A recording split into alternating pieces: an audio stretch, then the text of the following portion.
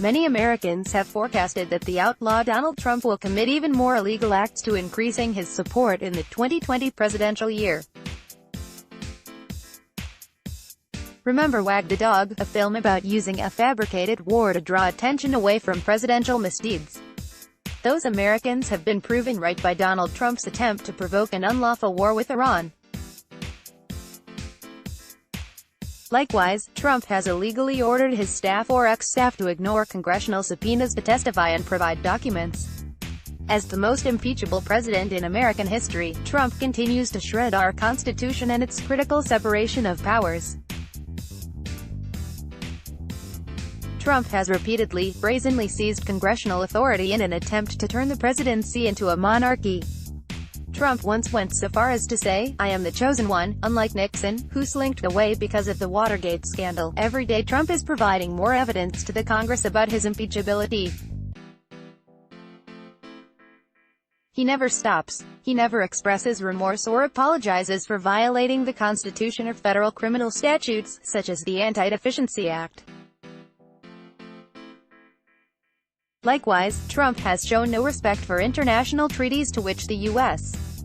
is a solemn signatory. Trump's mantra of usurpation is clear. He declared that because of Article 2 of the Constitution, I have the right to do whatever I want as president. Trump seems to have neglected Article 1, which gives Congress the exclusive authority to declare war, to appropriate funds, and to conduct investigations of the executive branch with the plenary authority, i.e., issue and enforce subpoenas. Congress is the primary branch of government, not a co-equal branch. Trump has refused to turn over his tax returns, unlike previous presidents who released them every year. Trump has much to hide in terms of entanglements with foreign entities. He is a walking violation of the Emoluments Clause, Article 1, Section 9, Paragraph 8, which prohibits any president from profiting from foreign interests. Trump profits when foreign dignitaries patronize his hotels and other properties. The Constitution requires Trump to faithfully execute the law. Instead, he is destroying health, safety, workplace, and environmental laws through his corrupt henchmen. The Trump regime is dismantling congressionally mandated federal agency law enforcement programs and, in so doing, is removing life-saving protections. At the same time, Trump is corruptly raising money from the corporate interests that want to dismantle these agencies, from Wall Street to Houston's oil barons. The most morally distinguishing impeachable offenses come under the heading of what Alexander Hamilton called abuse of the public trust. Consider these abuses of the public trust. Trump's chronic, obsessive, pathological lying and falsifications. He has made over 15,000 false or misleading claims since January 21, 2017. Trump's history of being a serial sexual predator working to delay numerous court cases and escape demands for depositions under oath by many victims. Trump's endless racism and bigotry in words and deeds. Since becoming president, Trump has backed voter suppression aimed at minorities, and Trump's incitement of violence on more than one occasion. Trump should be impeached and convicted. If the supine Republican-controlled Senate fails to convict Trump, the voters should landslide him in November. It is almost as if Trump looks to setting records in how many parts of the Constitution he can violate. He interceded with the Prime Minister of Israel Benjamin Netanyahu to prevent 2 members of Congress visas to Israel.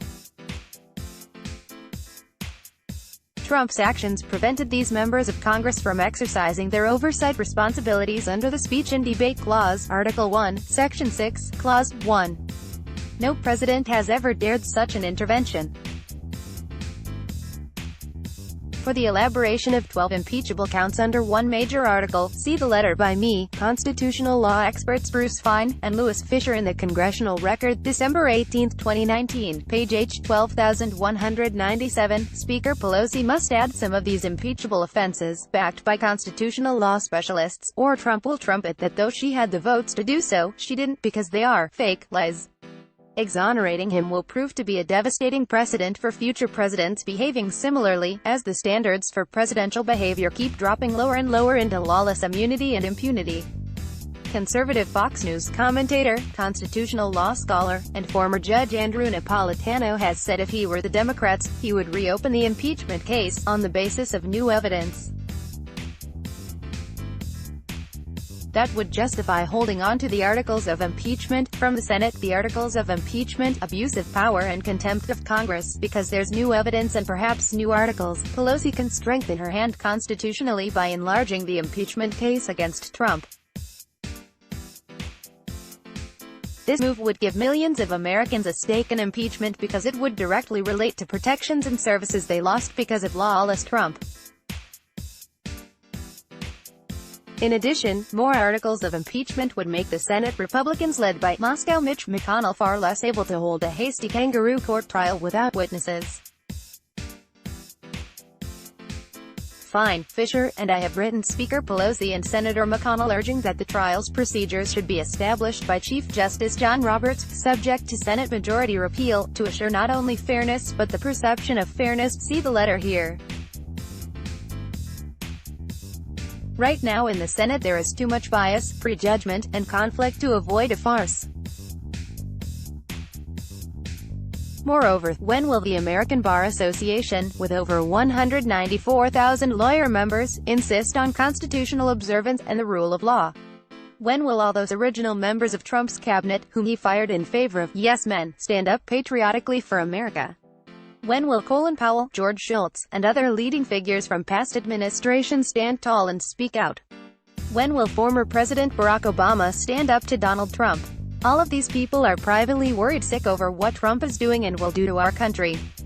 These are very dangerous times for our republic, its democratic processes, and our freedoms. Trump is going to wave the flag and try to intimidate and bully his opponents and the citizenry. Don't fall for it, America. Please donate today. Did you enjoy this article? Then please consider donating today to ensure that Eurasia Review can continue to be able to provide similar content. Let's block ads. Why?